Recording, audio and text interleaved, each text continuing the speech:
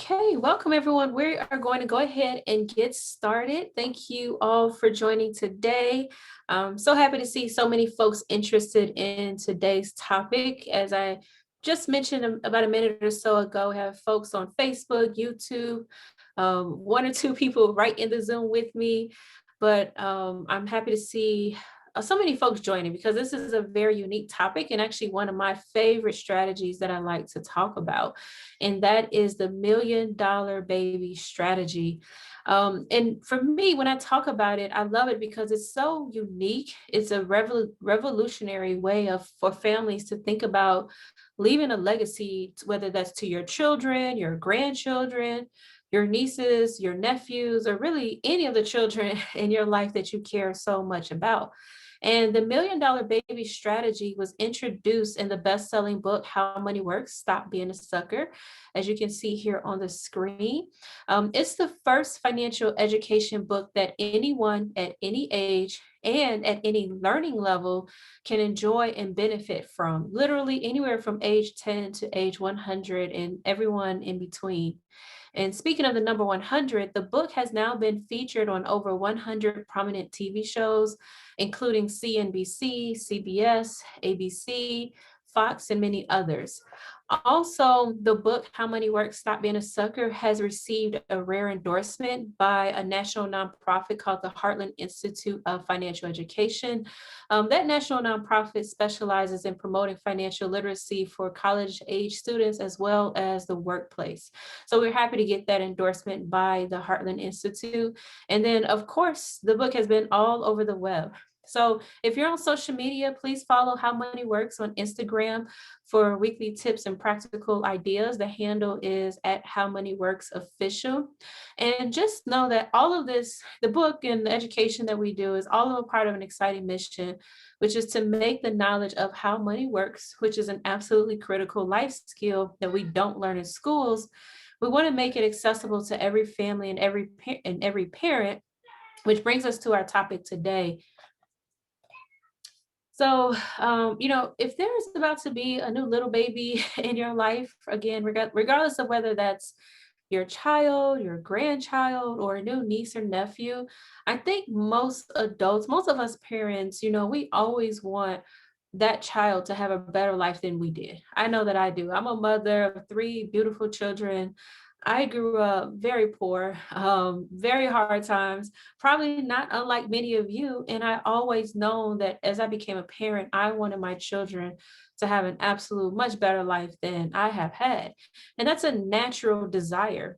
And the example that you're going to see today is an example of how to reimagine how parents and families can leave a legacy for their kids. It's also a strategy that applies the power of compound interest and the time value of money in a way that makes the traditional end of life wealth transfer seem old fashioned and unnecessary. So, again, we call this strategy the $1 million baby. Now, I want you to really think about this as, what is one of the greatest gifts that we can give to a child? And that's a future. And the $1 million baby, it's a common sense strategy that really empowers families to create a legacy for their children without having to be wealthy. You don't have to be rich to implement this type of strategy.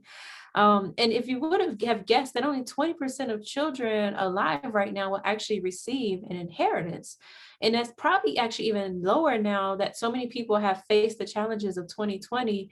And in the light of this, sad statistic in our present reality, I think it's really time for us as parents or grandparents to think about how can we leave a legacy behind to our loved ones, especially to our younger loved ones.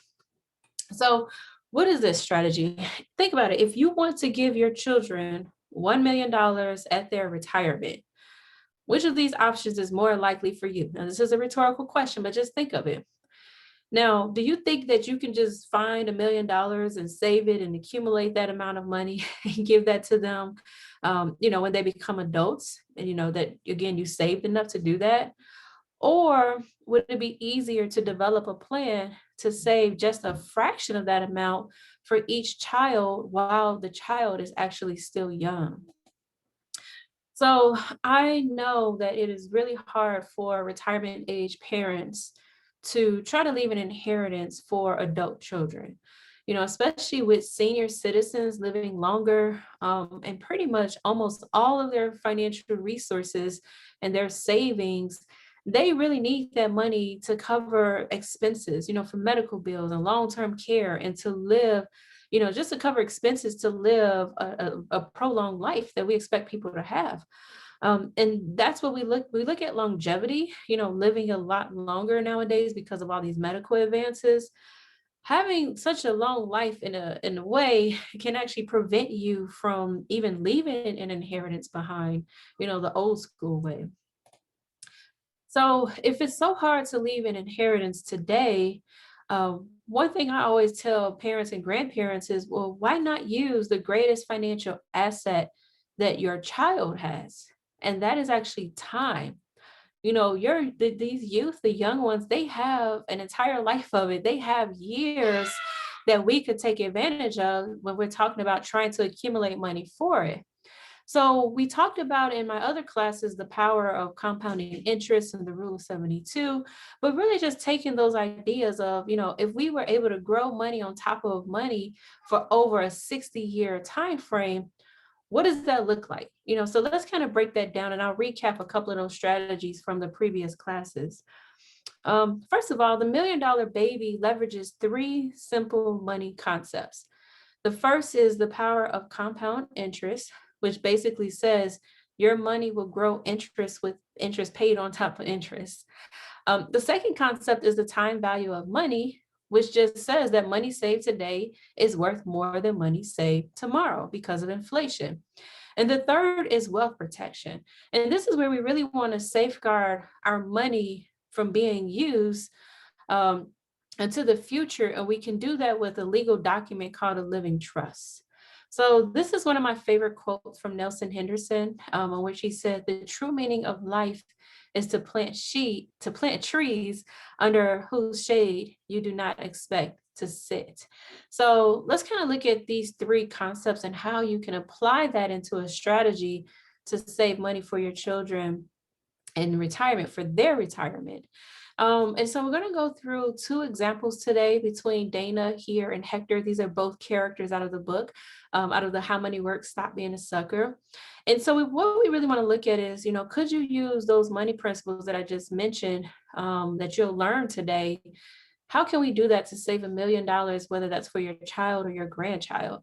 And I just wanted to tell you before we even get started, it is really easier than you think. And just keep in mind the examples that I'm going to go through, even though I will give percentages and dollar amounts, they are just examples just to really illustrate how this strategy can actually work for you. So let's start with Dana's example. In this example, Dana has a little daughter, and she decided to put away $13,000 one time for her daughter. And she says that I am going to leave, this $13,000 in an investment product or an account until, from the time of her birth, from when she was a little baby, until the time her daughter turns age 67. In our example, we are assuming that that amount of money will grow 6.5%. Every single month. It's compounding monthly, so it's growing on top of each other. And over that 67-year time frame, as you can see, that $13,000 actually did grow and accumulate to over $1 million. Now, let's look at a different example, because sometimes when I reach people, when they find me and they need help, obviously their kids aren't newborns. We don't learn these things when we become parents. Nobody talks to us about it, right?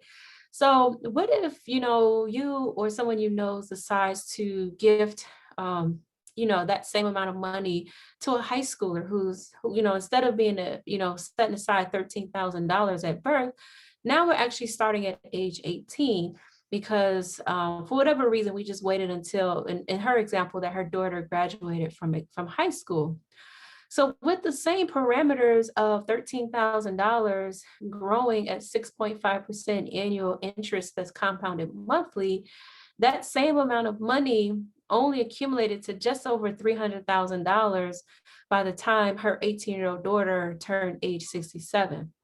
So as you can see, that 18-year difference made a huge effect on the amount of money that could actually grow over time. So when we had the previous example, which I'll flip back to, because she started at birth and gave that amount of time, the money grew to over $1 million. But by waiting that 18 years, that money barely grew to over 300,000. So I'm not saying that's bad, but this is why we want to, again, leverage that time, which is the greatest asset that a child has. So let's go through a second example. This is Hector. So he has his son, and Hector's like, look, I don't have $13,000 sitting around. I think that's like many of us, right?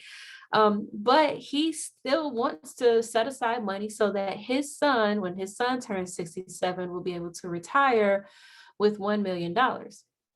So in this example, Hector and his relatives, they work together to just save about $2,500 at birth. And then in addition to that $25,000, they also save an additional $250 each month for a 4-year time frame. And then just like magic, they hit that goal as well. So his son also retires with over $1 million waiting on him. And if Hector waits until his son turns 18 years old, it's the same story as Dana if he had waited. They just earn much less. Again, putting down $2,500 and then saving an additional $250 per month over a 4-year time frame. By starting at age 18, that money only accumulated to over $300,000 by age 67. So before I move on, I want to just clarify 2 points. Number one, we call it the $1 million baby for a reason, and because obviously, as you can see, this strategy works best. You're able to really hit that $1 million goal if you start at birth. However, the strategy still works even if you start this at age 18 for a child, or age 5 or age 10. Obviously they just won't be able to accumulate the $1 million by age 67 because we just don't have the same amount of time. And I also want to say I would love to still hand over a $313,000 investment account to my children at retirement. I know a lot of people who are retiring and don't even have half of that saved. So I don't want to sit and say, oh, $300,000 isn't a lot. That's a lot of money still, as in particular for the average family that I work with 101. So moving on, I do want you to know that our company is currently developing a calculator that will allow you to play with the numbers and to really see what it looks like for your situation. Because maybe you have a 4-year-old, child or a 10-year-old grandchild. So we're developing a calculator right now to where you can determine if I put in, $5,000 today and I save an extra, $100 per month, whatever that is, you'll be able to see what those numbers look like. Again, we're just giving you kind of like the best case scenario. How could you accumulate that $1 million? But in the meantime, this is a conversation that you can really start to have with a financial professional to help you really decide that if this is a goal that you want to accomplish, how that you would be able to do that. When we look at over 250 children are born every minute, just think what a different life they could live if their parents or grandparents did this for them when they were really young. I know that, because I grew up pretty poor, my mother and father, they worked as hard as they could. They just didn't have the financial means to do this. And thank God that I'm in a position where my children will have significant amount of money for them because I'm able to utilize strategies like this to help them accumulate wealth. But overall, now you see why we call this the $1 million baby. I always tell people, just think, how appreciative would your kids be one day, perhaps when you're gone, that their parents thought about their future, that their parents knew how money works, and that their parents acted in love to take care of them. That's a really nice thank you that could change your legacy forever. Because when we think about legacy, we think about, what am I leaving behind? What future generations will I be able to impact by the decisions that I make today? And we, in our book, it's called, again, How Money Works, Stop Being a Sucker. And really, sucker minded people, they don't think about these things. They don't, they just leave it all to chance. They might not even consciously even think about it because they're generally embracing a notion that sounds something like, I hate to say it, but my kids will probably have to fend for themselves. They'll be lucky if I don't end up moving into their basement, when I retire. Wealthy minded people actually think very different. They realize what a dream come true it would be to give their children a financial advantage that their kids could count on for the future. Their mindset is totally different. They think, if there's an affordable way that I can set up my kids to be taken care of and later in their life, me and my family, we would get it done. And I know that's the way that I think. I'm not ultra wealthy, but I'm definitely not poor like I was growing up. And I know that I'm doing whatever I can possible to save money, not only for myself, but for my children. And I'm making the sacrifices now to give them that life that I didn't have.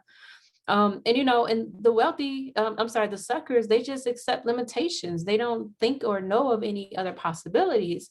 And the wealthy, on the other hand, they use the empowerment of education to do much more for their families. It's really all a matter of knowing how money works and acting and taking action when their children are young. I always tell people it's not enough just to say knowledge is power. It's actually applied knowledge is power. Take this information that you learn and actually apply it to your financial situation. And so, as I start to close and bring us to the end of the presentation, I hope that you are starting to have an entirely new way to think about leaving a legacy for the children in your life.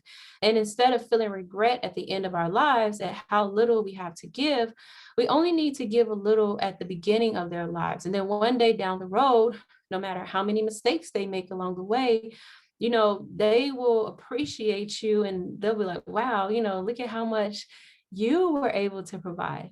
So I just want to conclude by saying, I invite you to get together with your financial professional right away, and start talking to them about this type of strategy. Don't let another week go by. There are so many options and possibilities that no matter where you are with your personal finances, I don't care how much money you make, how poor you are, you can actually still do this. You can do this or other strategies to improve your finances. And maybe putting the $1 million baby strategy in place for your kids might actually be a possibility for you. So if you're on today's presentation, if you're joining me, whether it's for the first time or you join me, I do these presentations probably 2 or 3 times a week. You can actually schedule a meeting with me right after today's presentation in the next few days. I'm going to post a link into the chat box, and it'll also be in the description on the recording that I send out later.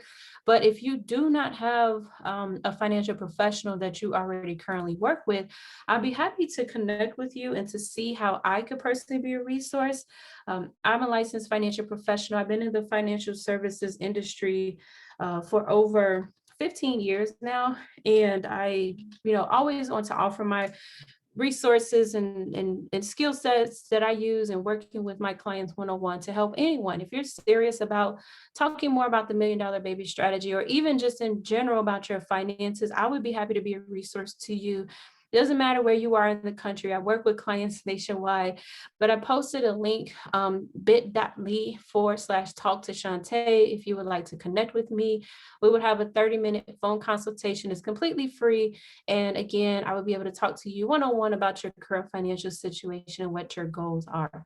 And then the last thing that I'll share, and then we'll wrap up, is that if you do not have a copy of the book, How Money Works, Stop Being a Sucker, that I mentioned at the beginning of the presentation, feel free to connect with me however you receive the information to this webinar presentation, and I would be happy to send you a complimentary copy of the book in the mail.